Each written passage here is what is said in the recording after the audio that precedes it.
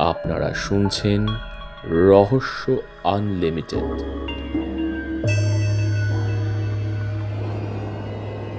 আট নম্বর পর্বে আজকের গল্প এক ভৌতিক মালগাড়ি আর গাট সাহেব।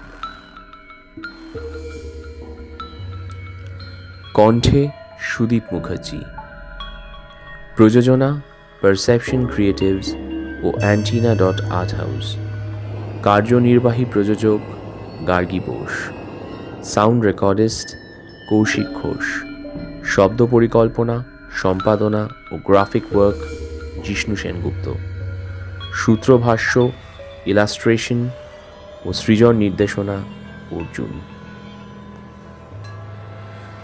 সে কি আজকের কথা? 40-45 বছর আগের ঘটনা। আমার তখন কি বা বয়স, বছর 22। অনেক কষ্টে একটা চাকরি পেয়েছিলাম রেলের। তাও চাকরিটা জুটেছিল যুদ্ধের কল্যাণে। তখন জোর যুদ্ধ চলছে, দ্বিতীয় বিশ্বযুদ্ধ। আমাদের এখানে যুদ্ধ না হোক তোড়জোড়ের অন্ত ছিল না। হাজারে হাজারে মিলিটারি, শয়ে শয়ে ক্যাম্প, যত্রতত্র প্লেনের চোরা ঘাঁটি, রাস্তাঘাটে হামেশাই মিলিটারি ট্রাক আর জিপ চোখে পড়ত। ওই সময় সব জায়গাতেই লোকের চাহিদা হয়েছিল, কলকারখানায়, অফিসে, রেলে, মিলিটারিতে তো বটেই।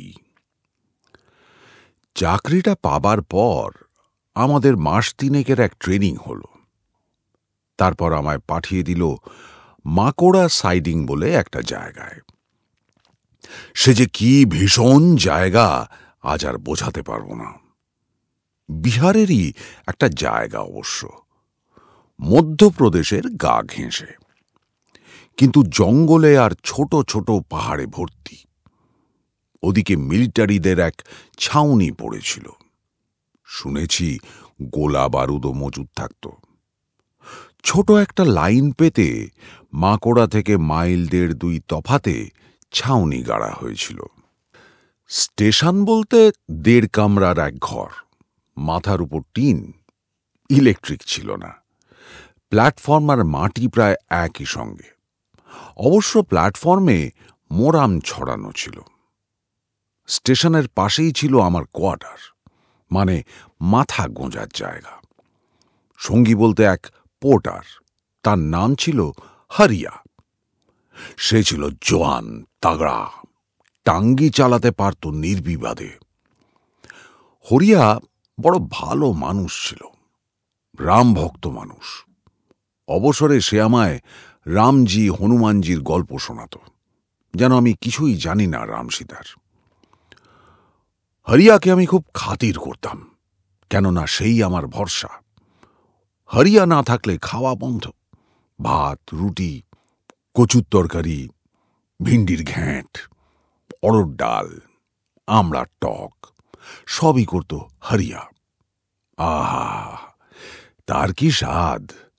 মাছ, মাংস, ডিম হরিয়া ছুঁত না, আমারও খাওয়া হতো না। তাছাড়া পাবই বা কোথায়? সপ্তাহে একদিন করে আমাদের রেশন আসত রেল থেকে। চাল, আটা, নুন, তেল, ঘি, আলু, পেঁয়াজ আর লঙ্কা, ব্যাস। জায়গাটা যেমনই হোক, আমাদের কাজকর্ম প্রায় ছিলই না। সারাদিনে 1টা কি 2টো মালগাড়ি আসত, এসে স্টেশনে থামত, তারপর 3-4টে করে ওয়াগন টেনে নিয়ে ছাউনির দিকে চলে যেত। একসঙ্গে পুরো মালগাড়ি টেনে নিয়ে যেত না কখনো। আর প্রত্যেকটা মালগাড়ির দরজা থাকত সিল করা। ওর মধ্যে কি থাকতো জানার উপায় ছিল না আমাদের। বুঝতে পারতাম গোলাগুলি ধরনের কিছু আছে, হরিয়া তাই বলতো। আমি অবশ্য অতটা ভাবতাম না। মালগাড়ির দরজা সিল করা থাকবে এ আর নতুন কথা কি? তার উপর মিলিটারির বরাদ্দ মালগাড়ি। খোলা মালগাড়িতে আমরা যে তার কাঁটা, লোহালক্কর দেখেছি। মালগাড়ি ছাড়া আসতো অদ্ভুত এক প্যাসেঞ্জার ট্রেন। জানলাগুলো জাল দিয়ে ঘেরা, ভেতরের সার্সি ধোঁয়াটে রঙের, কিছু দেখা যেত না। দরজায় থাকতো রাইফেলধারী মিলিটারি, হপ্তা 2 হপ্তা বাদে এই রকম গাড়ি আসতো। 2-1 মিনিটের জন্য দাঁড়াতো, আমাকে দিয়ে কাগজ সই করাতো, তারপর চলে যেত ছাউনির দিকে। গাড়িটা যতক্ষণ স্টেশনে দাঁড়িয়ে থাকতো ততক্ষণ কেমন এক গন্ধ বেরোতো, ওষুধ গন্ধ। সঙ্গী নেই, সাথী নেই, লোক নেই কথা বলার, একমাত্র হরিয়াই আমার সাথী। দিন আমার বনবাসে কাটতে লাগলো। এসেছিলাম গরমকালে, দেখতে দেখতে বর্ষা পেরিয়ে গেল। অতিষ্ঠ হয়ে উঠলাম, মনে হতো পালিয়ে যাই, কিন্তু যাব কোথায়, কেমন করে? চাকরি পাওয়ার লোভে বন্ড সই করে ফেলেছি, না করলে হয়তো চলতো, কিন্তু সাহস হয়নি। আমার সবচেয়ে খারাপ লাগতো মালগাড়ির গার্ড সাহেবগুলোকে। ওরা কেউ মিলিটারি নয়, কিন্তু স্টেশনে গাড়ি দাঁড় করিয়ে রেখে 2-4 ঘন্টা সময় যা কাটাতো, কেউ এসে গল্পগুজব পর্যন্ত করত না। ওরা কোন লাট বেলাট বুঝতাম না, কাজের কথা ছাড়া কোনো কথাই বলতো না। আর এটাও বড় আশ্চর্যের কথা, গার্ডগুলো যারা আসতো সবাই হয় মাদ্রাজি, অ্যাংলো ইন্ডিয়ান, না হয় গোয়ানিজ ধরনের। একজন গার্ড শুধু আমায় চুপি চুপি বলেছিল, কখনো কোনো কথা জানতে চেও না, আমরা মিলিটারি রেল সার্ভিসের লোক, তোমাদের রেলের নয়। আমরা আমাদের ওপরওয়ালার হুকুমে কাজ করি, আর কোনো কথা জিজ্ঞেস করবে না, কাউকে কিছু বলবে না। সেদিন থেকে আমি খুব সাবধান হয়ে গিয়েছিলাম। সব জিনিসেরই একটা মাত্রা আছে। ওই জঙ্গলে ওইভাবে একা পড়ে থাকতে থাকতে 6 মাসের মধ্যেই আমি যেন কেমন হয়ে গেলাম। পাগল পাগল লাগতো নিজেকে। হরিয়াকে বলতাম, চল পালিয়ে যাই। হরিয়া বলতো, আরে বাপ রে বাপ। বলতো, অমন কাজ করলে হয় ফাটকে ভরে দেবে, না হয় ফাঁসিতে লটকে দেবে, অমন কাজ করবে না বাবু। ভয় আমার প্রাণেও ছিল, পালাবো বললেই তো পালানো যায় না।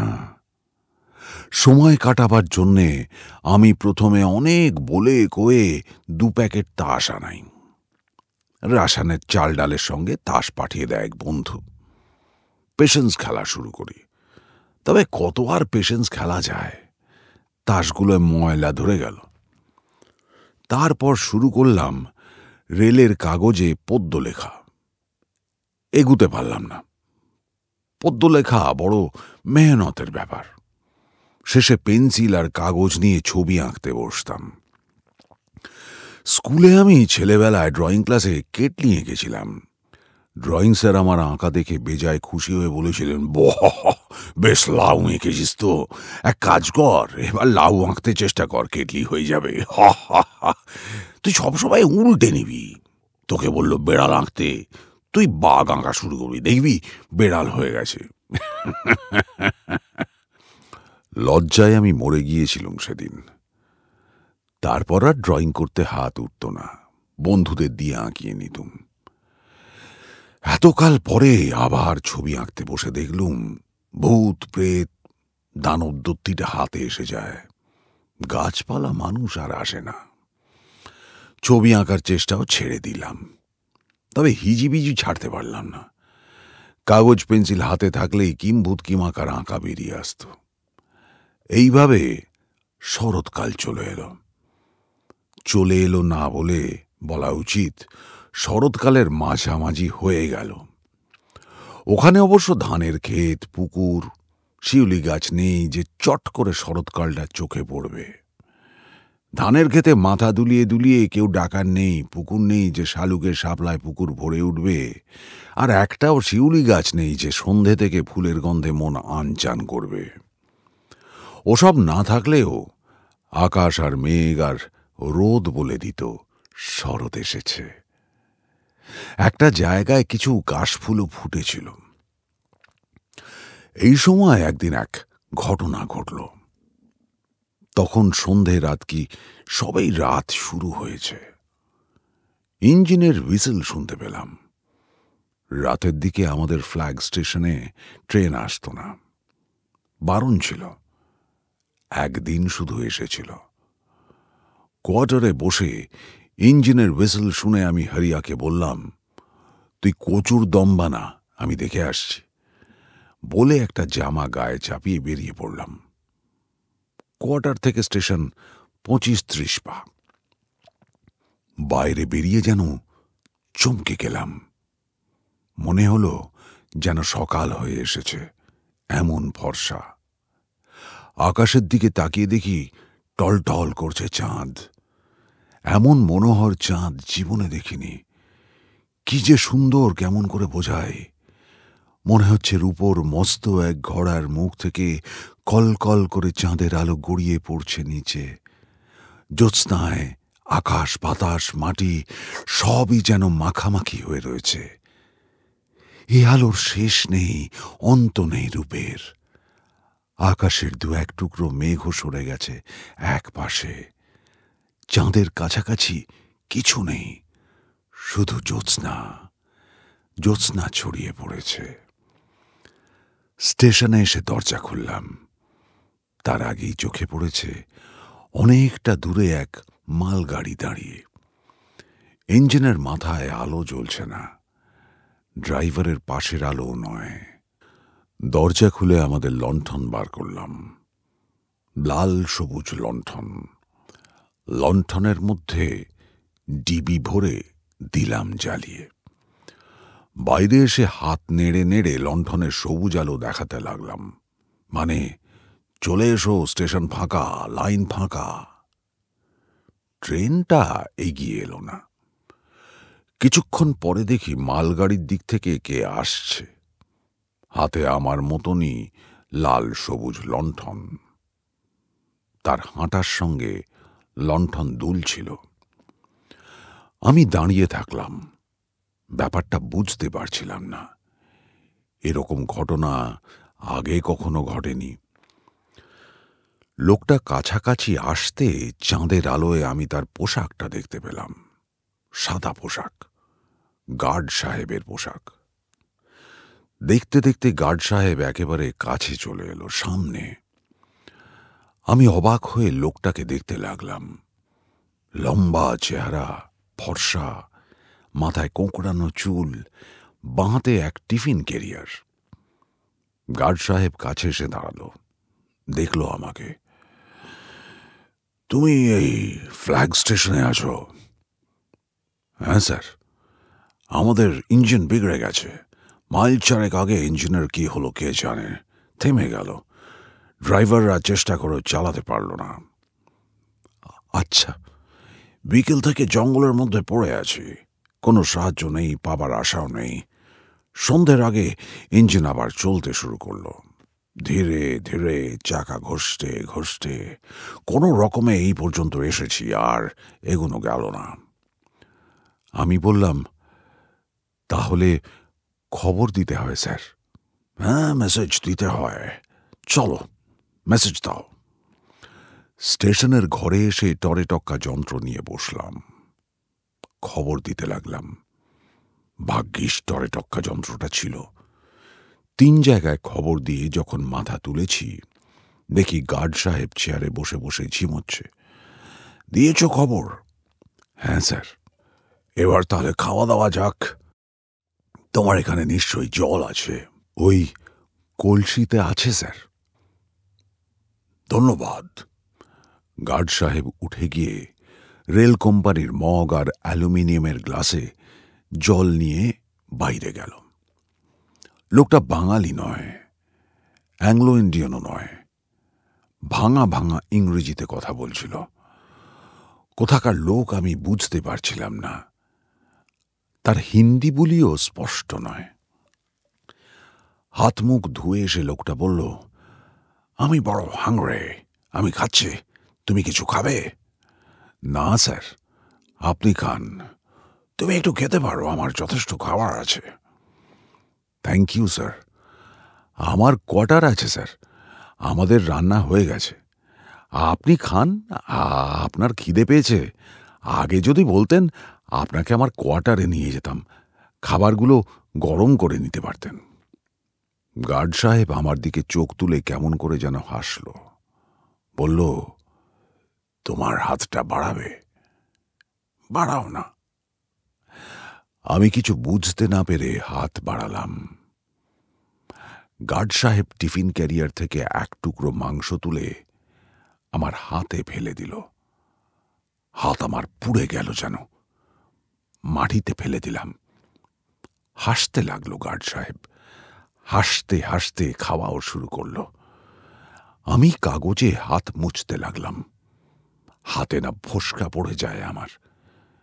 খেতে খেতে গার্ড সাহেব বলল, তোমার নাম কি ছোকরা? নাম বললাম। এখানে কতদিন আছো? 6 মাসের কাছাকাছি স্যার। ভালো লাগে জায়গাটা? না। তাহলে আছো কেন? কি করব? চাকরি স্যার। চাকরি? গার্ড সাহেব খেতে লাগলো। দেখলাম সাহেব খুবই ক্ষুধার্ত। খেতে খেতে সাহেব বলল, তোমাদের এখানে আজ কোনো ট্রেন এসেছে? না স্যার, আজ কোনো গাড়ি আসেনি। আমি বুঝতে পারছি না আমার গাড়িটা কেন এরকম হলো। ভালো গাড়ি, ঠিকই রান করছিল, হঠাৎ থেমে গেল কেন? Engine breakdown sir. কিন্তু কেন? আমরা যখন ওই ছোট নদীটা পেরোচ্ছি, জাস্ট একটা কালভার্টের মতন ব্রিজ, তখন একটা শব্দ শুনলাম। এরোপ্লেন যাওয়ার মতন শব্দ, কিন্তু শব্দটা জোর নয়। ভোমরা উড়ে বেড়ালে যেমন শব্দ হয় সেই রকম। ব্রেক ভ্যান থেকে তাকিয়ে তাকিয়ে দেখলাম আকাশে কিছু দেখতে পেলাম না। নদীর শব্দ? না না না, জলের শব্দ নয়। আশ্চর্যের ব্যাপার কি জানো, 2-1 ফার্লং আসার পর ইঞ্জিন বিগড়ে গেল। হঠাৎ, একেবারে হঠাৎ আর একটা ব্যাপার দেখলাম।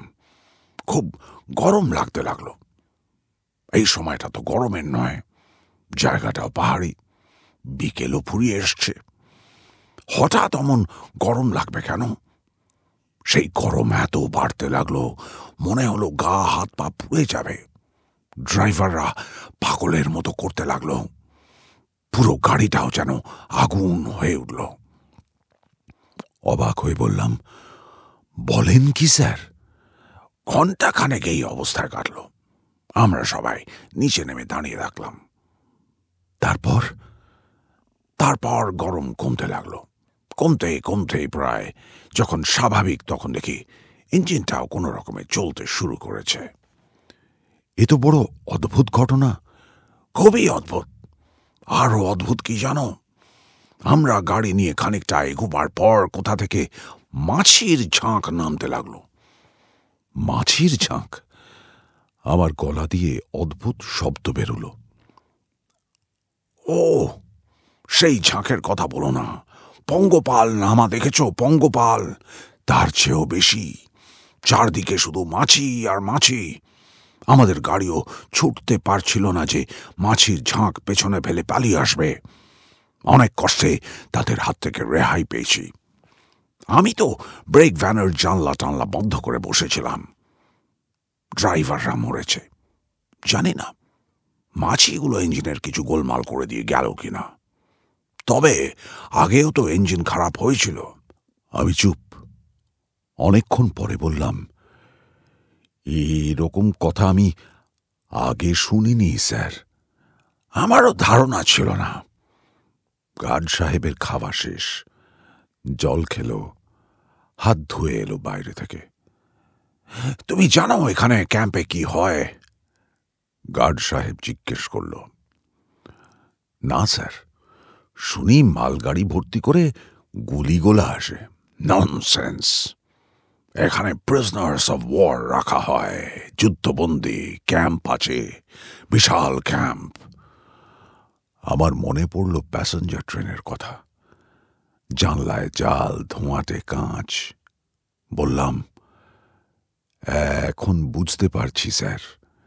তাছাড়া হাত পা কাটা উন্ডেড সোলজারদের চিকিৎসাও করা হয়।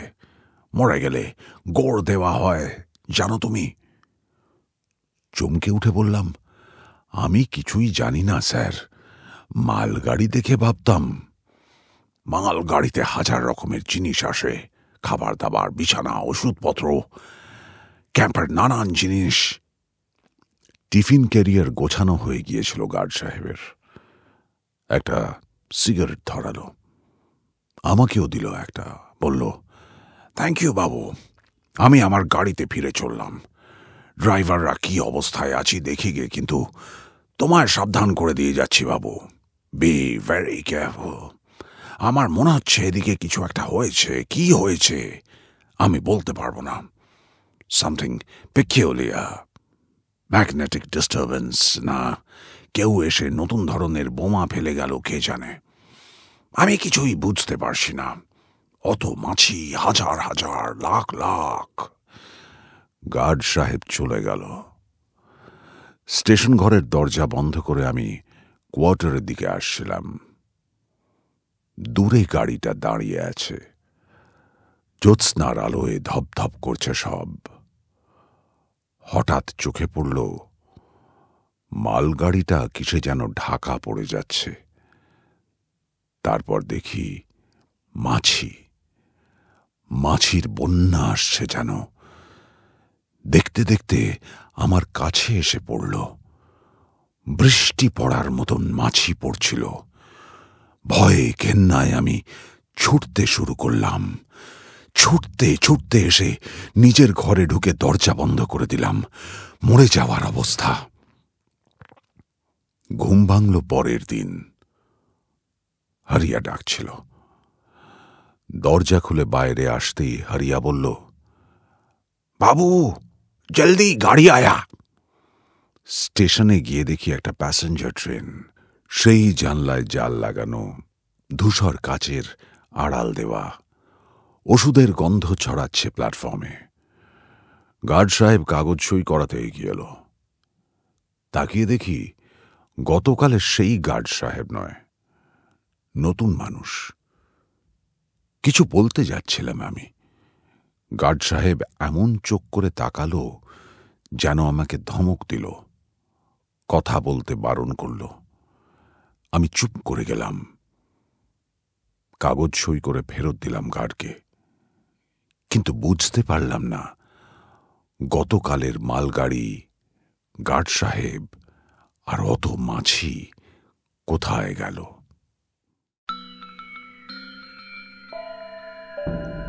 শেষ হলো আজকের গল্প। ভাবতেও কি অবাক লাগে যে একটি রহস্যময় ট্রেন কোনো একটা সময়, যখন দ্বিতীয় বিশ্বযুদ্ধ পুরোদমে চলছে, তখন বিহারের একটি প্রত্যন্ত স্টেশনে এসে দাঁড়িয়েছিল। সেদিন যা যা ঘটেছিল, আমরা যা শুনলাম, সবটাই কি কল্পিত কাহিনী, অলৌকিক, নাকি ম্যাগনেটিক ডিস্টারবেন্স? আমার আপনার চারপাশে কত কিছুই ঘটে, বুদ্ধিতে হয়তো তার ব্যাখ্যা মেলে না। এমন আরেকটা রহস্যের গল্প নিয়ে আমরা হাজির হব আগামী শনিবার সন্ধ্যায়। শুনতে থাকুন রহস্য আনলিমিটেড। ভালো থাকবেন, সাবধানে থাকুন। রাত্রি শুভ হোক।